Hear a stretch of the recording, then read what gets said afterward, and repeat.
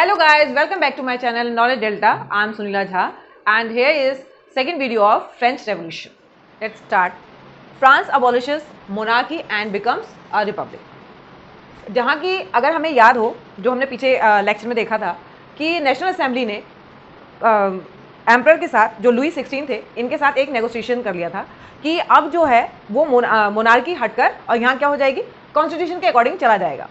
तो लुई 16 जो थे उन्होंने साइन कर दिया था और वो मान भी गए थे, लेकिन उन्होंने एक ऊपरी तौर पे उन्होंने दिखाया था पब्लिक को कि उन्होंने नेशनल असेंबली को रिकॉग्नाइज कर लिया है और उनकी बात मान ली है। लेकिन यहाँ पर वो पूरी तरह से जो एक इंटरनली कहते हैं हार्डली उन्होंने उसको एक्सेप्ट नहीं किया था। यहाँ पर उन्होंने क्या किया, जो प्रशा और ऑस्ट्रिया है उसके साथ एक नेगोशिएशन कर लिया है, जो बाहर की कंट्रीज थी उसके साथ। और जब नेशनल असेंबली अपना काम कर रही थी तो 1798 के बाद फ्रांस में बहुत सारे डेवलपमेंट्स हुए।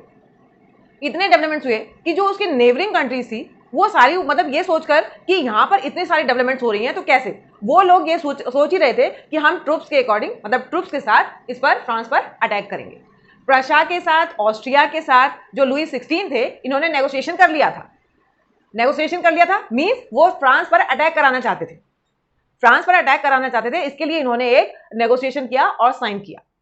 यहाँ ये चीज ये सोच ही रहे थे, लेकिन कि उससे पहले जो नेशनल असेंबली है उसने क्या किया, rulers of the other countries to were worried by the developments in France and made plans to attack before this could happen.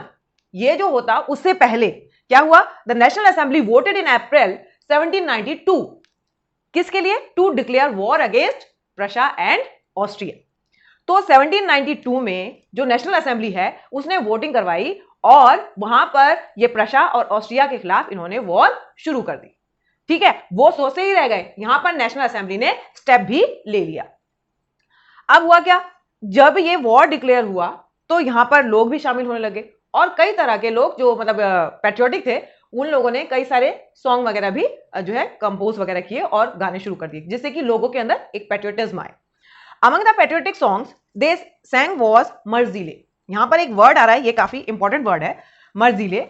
ये जो है फर्स्ट टाइम जो मर्जीले एक जगह भी है उसके वॉलंटियर्स जो थे उनके द्वारा गाया गया, तो इसीलिए इसको नाम भी दे दिया गया मर्जीले। मतलब मर्जीले जो है एक फ्रांस में एक जगह भी है और वहीं का ये पैट्रियोटिक सॉन्ग था, इसीलिए इसको मर्जीले वर्ड कहा भी गया, मतलब मर्जीले सॉन्ग कहा गया, पैट्रियोटिक सॉन्ग। और आज के टाइम में ये फ्रांस का नेशनल एंथम बन चुका है। ठीक है, तो आपको इतना ध्यान रखना है इंट्रोडक्शन का कि मैं जो France अबॉलिशेस monarchy and becomes Republic, तो स्टार्टिंग जो है इसकी कि लुई 16 ने यहां पर नेशनल असेंबली की बात मानी, रिकॉग्नाइज भी किया, लेकिन वो अंदर ही अंदर दूसरे नेबरिंग कंट्रीज से मिलकर इसको मतलब फ्रांस पर ही अटैक करवाना चाहता था। ठीक है, और यहां पर ये मर्जीले वर्ड जो है ये किसने कंपोज, मतलब नेशनल एंथम जो है ये किसने कंपोज किया था, इसका नाम है Robert D. The revolutionary was brow losses and economic difficulties. यहाँ पर जो वॉर हुआ और जो रेवोल्यूशन जो चल रहा था ये एरिस्टोक्रेट जितने भी थे और जितने भी ये पावर थी उनके खिलाफ थी कि जो फ्रांस में जो डिप्रेस करना चाह रहे थे लोगों को, तो रेवोल्यूशनरी जो है उन पावर्स को दबाना चाह रही थी। तो इसमें बहुत सारे जो लार्ज सेक्शन है वो इन्वॉल्व हो गया और आप ये कह सकते हैं जितने भी आप मैन पॉपुलेशन था वहां पर फ्रांस में वो सभी इस पावर को सप्रेस करने के लिए एज अ सोल्जर काम करना चाहता था। तो जितने भी विलेजर्स थे या जितने भी आप कह सकते हो कि मैन जो भी पॉपुलेशन था वो सभी के सभी एज अ सोल्जर जो है वॉर में या रेवोल्यूशन में जो है वहां जाना पार्टिसिपेट करना चाहते थे। जितने भी मैन हैं वो सारे के सारे चले गए रेवोल्यूशन में। तो अब घर का काम जो है या बाहर का जो काम है वो कौन देखेगा, तो कौन देखेगी, वुमेन पॉपुलेशन जो है या वुमेन जो थी वो वहां पर अब हाउस होल्ड वर्क भी देखेंगी और जो फैमिली का लुक आफ्टर है वो भी अब ये सारी रेस्पॉन्सिबिलिटी किसके ऊपर आ गई, वुमेन के ऊपर। अब वो हाउस होल्ड वर्क भी, बाहर का भी काम और लुक आफ्टर जो है फैमिली की वो भी अब कौन करेगा, वुमेन करेगी। तो यहाँ पर वो जो रेवोल्यूशन थे उसको और बढ़ाने की कोशिश कर रहे थे ये लोग। क्यों कर रहे थे, उसके पीछे रीजन क्या था, ये रेवोल्यूशन को और क्यों बढ़ाना चाह रहे थे, ये वॉर को और क्यों बढ़ाना चाह रहे थे। एरिस्टोक्रेसी की जो पावर थी या जो नॉवेल्स वगैरह की पावर थी या जो यहाँ पे जो मोनार्क था ये जो दूसरे कंट्रीज से मिल रहा था या जो भी चीजें कर रहा था उनको सप्रेस करने के लिए ये जो लार्ज सेक्शन था वो ये चाह रहा था कि इस वॉर को और फर्दर जो है कैरी किया जाए। तो यहाँ कह रहे हैं large section of population wanted to be carried further as the constitution of 1791। आपको याद होगा जो 1791 में जो कॉन्स्टिट्यूशन बना उसमें पॉलिटिकल राइट्स सिर्फ उसी को दिया गया जो कि रिचर सेक्शन था, जो प्रॉस्पिरियस सेक्शन था सिर्फ उसको दिया गया, बाकी कॉमन लोगों को नहीं दिया गया। जो प्रॉपर्टी लेस थे या लेस प्रॉस्पिरियस थे, उनको नहीं दिया गया ये पॉलिटिकल राइट, जो वोटिंग राइट है वो इनको नहीं मिला था। तो वो ये चाह रहे थे, जो ये सेगमेंट है 1791 वाला, जहां पर कि उनको पॉलिटिकल राइट नहीं मिला है, वो ये चाहते हैं कि ये रेवोल्यूशन के थ्रू जो है वो कॉमन लोगों को भी, जो लेस प्रॉस्पिरियस लोग हैं, उनको भी ये राइट मिल जाए, पॉलिटिकल राइट उन्हें भी मिले। तो अब ये क्या कह रहा है, अब ये होगा कैसे काम, क्योंकि जो लेस प्रॉस्पिरियस लोग हैं उनके लिए तो, उनको तो एक बढ़ावा देने के लिए कोई एक वो तो होना चाहिए, पावर तो होनी चाहिए जिसके थ्रू वो अपना काम करेंगे। तो यहां पर उस समय में क्लब्स की बहुत मतलब कि प्रिवलेंट था, काफी ज्यादा उस समय में उसका चलन हुआ करता था। तो उन्हीं में से एक फेमस क्लब था जैकोबिन्स क्लब। ये नाम जो है आपको बहुत अच्छे से, कई बार आप चैप्टर में आप इसको सुनेंगे, जैकोबिन क्लब्स। और ये जो नाम है ये किसी सेंट के नाम पर था, ये कोई पेरिस का ही सेंट था जिसके नाम पर ये रखा गया था, जैकोबिन क्लब। ठीक है, अब ये जैकोबिन क्लब जो है ये किससे मिलकर बना था, जो शू मेकर थे, जो लेबर्स थे, जितने भी लेस प्रॉस्पिरियस जो भी सेक्शन था सोसाइटी का, वो सब इसके मेंबर थे, किसके, जैकोबिन क्लब के। तो ये कह रहे हैं during this most successful club was that of the Jacobian. तो उस समय में जो हम बात कर रहे हैं, जितने भी क्लब थे उनमें सबसे मोस्ट सक्सेसफुल आप कह सकते हो जैकोबिन्स क्लब था। तो इसमें मेंबर कौन थे, जो लेस प्रॉस्पिरियस, मैंने आपको बार बार बोल रही हूं कि लेस प्रॉस्पिरियस सेक्शन जो था, जितने भी लेबर हैं, आर्टिजन्स हैं, जो भी फार्मर हैं आप कह सकते हो, वो सब इसमें आते थे, वो सब इनके मेंबर थे। अब ये हो गया, इसका मेन लीडर कौन था, मैक्सिमिलियन रॉबेस्पिरे।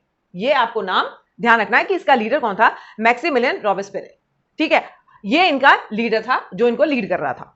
अब यहां पर जैकोबियंस ने एक और स्टेप लिया, वो स्टेप क्या था, देखिए, Jacobins decided to start wearing a long strip trousers.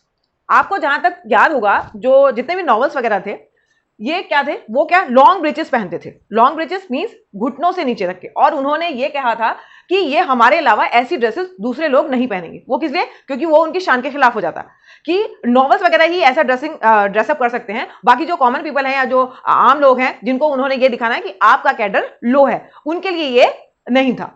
तो अब इन्होंने क्या किया, जो जैकोबियंस क्लब के जो मेंबर थे उन्होंने स्टार्ट कर दिया लॉन्ग स्ट्रिप्ड ट्राउजर्स। ठीक है, ये दिखाने के लिए कि जो ये फैशनेबल जो सेक्शन है, नॉवेल्स जो हैं, उनको हम बाइकआउट कर रहे हैं, उनसे भी, मतलब उन्होंने तो लॉन्ग ब्रीचेस, मतलब नी ब्रीचेस तक पहने, और हम क्या पहनेंगे, लॉन्ग स्ट्रिप ट्राउजर। ठीक है, उन्होंने लॉन्ग वाले स्टार्ट कर दिए और ये दिखा दिया कि आपका जो पावर है उसको हम एंड करते हैं और हम आपकी बात नहीं मानेंगे, यानी कि हम लिबर्टी को शो कर रहे हैं। यहां पर एक वर्ड आता है सेंस क्लोटोस। ठीक है, ये वर्ड क्या है, जो वो लोग थे जो कि लॉन्ग वियरिंग यानी कि लॉन्ग स्ट्रिप ट्राउजर पहनते थे विद रेड कैप। ठीक है, इसका मीनिंग है कि वो लिबर्टी दिखा रहे हैं अपने आप को और रेड कैप पहन रहे हैं, और ये दिखा रहे हैं कि जो ये पावर चली आ रही थी, जो उनको सप्रेस कर रही थी या दबा रही थी या एक्सप्लॉइट कर रही थी, उसको वो क्या कर रहे हैं, बाइकआउट कर रहे हैं। और इसके थ्रू ये वियरिंग जो मैंने आपको बताया, long strip trouser with red cap. ठीक है, तो वो सेंट क्लोटोस जो है वो वर्ड वहां पर आता है जो कि उनके लिए था, और वो ये कह रहे थे इस पावर को हम एंड कर रहे हैं और हम क्या हो चुके हैं, आजाद हो चुके हैं। लेकिन एक चीज और, ये चीज वुमेन के लिए नहीं थी, वुमेन के लिए अलाउ नहीं था। तो आपको इतना ध्यान रखना है, क्या, जैकोबियन क्लब, जैकोबियन क्लब क्या था, लेस प्रॉस्पिरियस लोगों का एक क्लब था, और दूसरा इसका लीडर कौन था, मैक्सिमिलियन रॉबेस्पियर। और जैकोबियंस ने डिसाइड क्या किया, start wearing long strips trousers. Next, in the 1792 Jacobians जो थे, इन्होंने प्लान किया कि ये जो है एक मतलब ट्रूप बनाएंगे। इंसरेक्शन कहने का मतलब जो पूरा ग्रुप था इनका, वो जो है सरकार के खिलाफ जो है कोई स्टेप लेगी। क्यों ऐसा स्टेप क्यों लेगी, जब सरकार कोई ऐसा काम करती है, यानी कि पब्लिक के विरोध में, या कुछ ऐसा न्यू पॉलिसीज आ जाती हैं, ऐसी न्यू पॉलिसीज आ जाती हैं जो पब्लिक को पसंद नहीं होती है। तो यहाँ कह रहा है कि of a large number of Persian, जो पेरिस के लोग थे, जो रहने वाले थे वहां पर, who were angered by the short supplies of the food and high prices। जो फूड था वहां पर वो काफी हाई प्राइसेस में मिल रहा था, और वो भी उसकी जो सप्लाई भी जो थी वो काफी शॉर्ट थी। तो नेचुरली जब हम बेसिक एमिनिटीज ही अपनी पूरी नहीं कर पाते, या जो हमारी बेसिक प्रायोरिटीज हैं अगर हम उसी को फुलफिल नहीं कर पाते, तो वो गुस्सा जो है, एंगर जो है लोगों का फूट पड़ता है। अब ये गुस्सा जो है वो क्या हुआ, on the morning of the 10th अगस्त 1792, यहाँ 10 अगस्त की बात की जा रही है, they stormed the palace of the Tuileries. जो वो महल था या जो उसका पैलेस था, टोलेरीज ये जो है वर्ड, यहाँ पर इन्होंने अटैक कर दिया। जितने भी गार्ड्स वगैरह थे उनको मार डाला और अंदर घुस गए। पूरी पब्लिक जो है वहां पर अटैक करने के लिए आ गए टोलेरीज पर, जो पैलेस है इसका। वहां गार्ड्स वगैरह को मारा, गार्ड्स वगैरह को मारने के बाद मतलब काफी ज्यादा जनसंहार हुआ, मतलब पब्लिक के भी जो कॉमन पीपल थे उनके भी लोग मारे गए, और जो वो रॉयल पैलेस में काम करने वाले जो गार्ड वगैरह थे वो भी काफी मारे गए।